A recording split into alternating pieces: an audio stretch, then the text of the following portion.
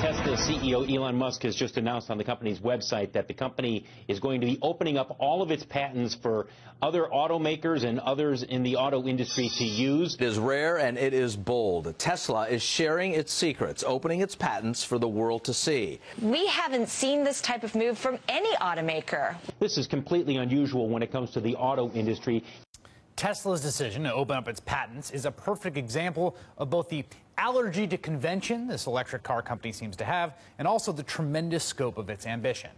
They're not just trying to build a car company, they are trying to build a whole new industry, one that would mean a shift from today's gas guzzlers to zero-emissions electric vehicles, with massive implications for the economy and for the climate.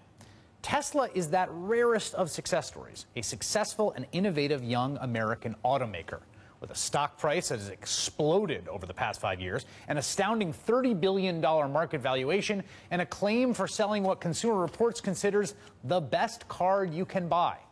I had a chance to sit down with Elon Musk, the visionary behind it all.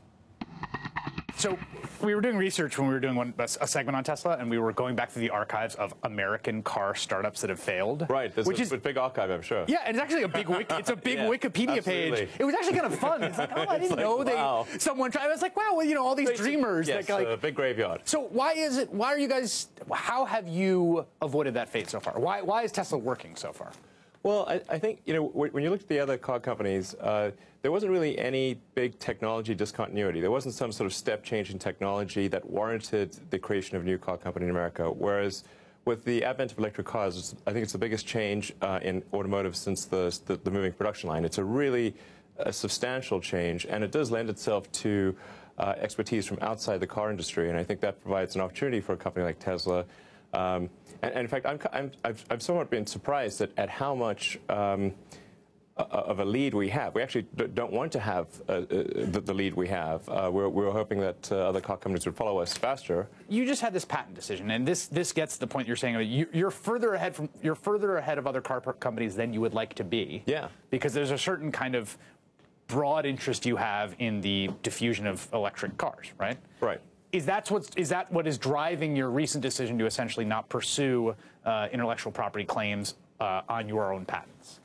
Yeah, we decided to open up the patents because we think it's important that there be a lot of electric cars in the world. You know, a lot of people say, well, is this really an altruistic decision?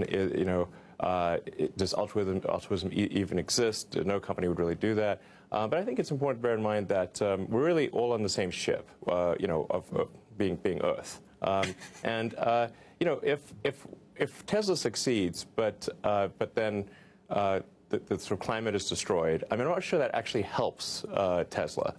Right. You know, I mean, it's sort of like let's say you were on and the AC, you have to crank the AC, which runs down the battery. Yeah, right. It's a self-defeating situation. But I mean, I'm not sure what the appropriate analogy is. But I mean, a ship-based analogy might be appropriate here, where it's like, let's say there's a bunch of people on a ship, and there's a bunch of holes in the ship, and you know we're quite good at sort of bailing the water out of our section, and we've invented this nice bucket. It would be foolish of us not to share that bucket design, because if the ship goes down, we're going with it. Now that you are selling batteries to some other car companies, what do you see happening in the rest of the car industry? I mean, can you imagine that we're going to see a slide towards kind of battery plus electric drivetrain, or not? I mean, what do you predict that the other car companies are going to do as this technology develops? Well, my observation of the car industry thus far is that, with a few exceptions, the only electric cars that are made are driven by regulations. You know, or in other words, like the governments will say you've got to make some number of electric cars. They'll make it sort of, you know, that exact number and no more, which is quite a small movement. The other force, I think, is competition. So if they see that, well, if they don't make electric cars, then they're going to lose market share, then I think that will get them to make electric cars. Meaning you guys are the proof of concept from a market perspective. If you start making a lot of money, if you start showing that people will buy your car, then you're going to see the rest of the industry flood in. Exactly.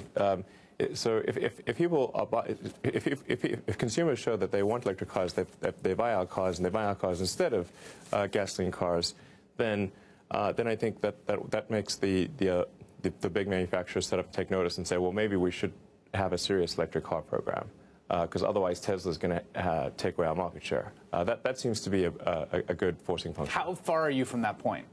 Well, we're pretty far from that point. We're very tiny. Last year we did 22,000 cars. This year we're aiming to do 35,000. So on a percentage basis, it's quite big growth. But considering that there were almost 100 million cars made last year, we're not even next to the decimal point. So we've got a ways to go before we even get next to the decimal point in percentage market share. But we are doing quite well in our particular segment. So if you say premium sedans in the United States, we actually were the best-selling premium sedan last year in the United States, in terms of the high end, yeah.